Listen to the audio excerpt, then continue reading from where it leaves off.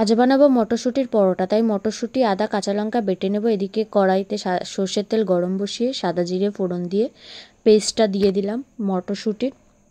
তারপরে জিরে গুঁড়ো, হলুদ গুঁড়ো, নুন আর চিনি দিয়ে লালচে করে ভেজে নেব মটরশুঁটিটা। দেখলেই বোঝা যাবে মটরশুঁটির কালারটা আস্তে আস্তে চেঞ্জ হবে।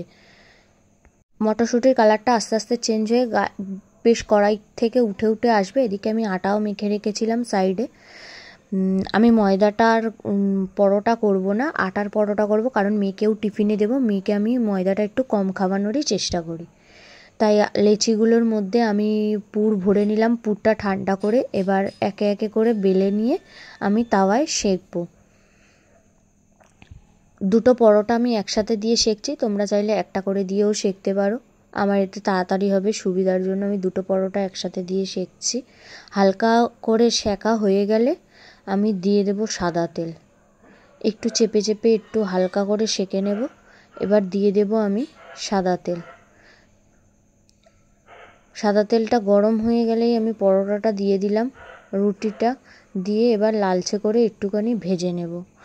মেয়ের টিফিন বক্সও রেডি করে নিলাম, আর আমার সকালের টিফিনও রেডি। ও ইয়াম্মি ছিল, আলুর দমের সঙ্গে জাস্ট